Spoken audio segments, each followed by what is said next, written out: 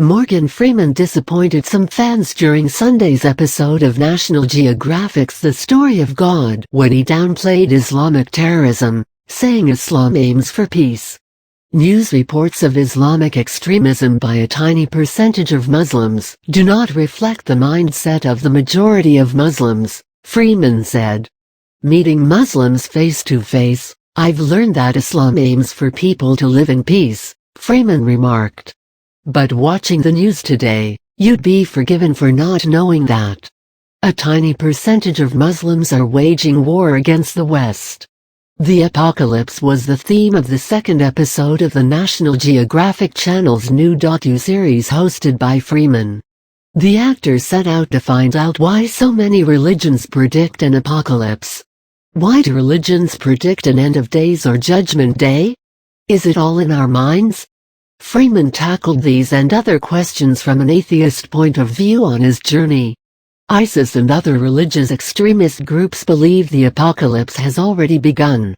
Freeman interviewed Maajid Nawaz, who was radicalized as teenager living in the UK and joined Hizb ut-Tahrir, precursor to Al-Qaeda.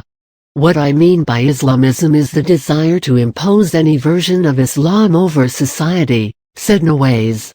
And that ideology was sold to me as if it was the religion of Islam, and that's what I adopted. I grew up facing a very, very severe form of violent racism, domestically within the UK.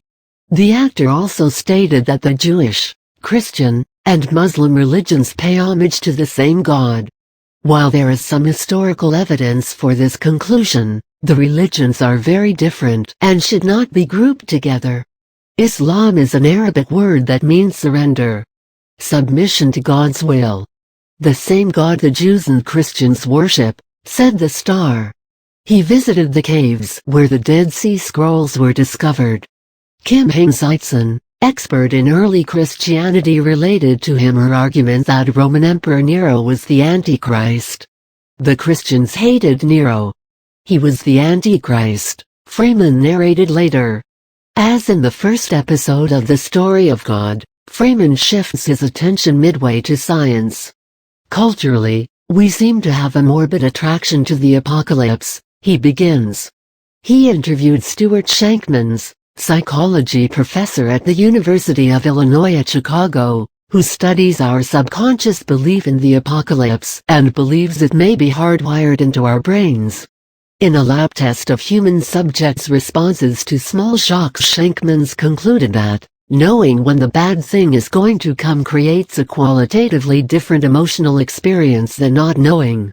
Therefore, we try to predict doom in order to allow ourselves some solace. Freeman examined Hinduism and Buddhism, which believe the world goes on in cycles with no final apocalypse. He also talked to Hurricane Katrina survivors, who said their experience felt apocalyptic.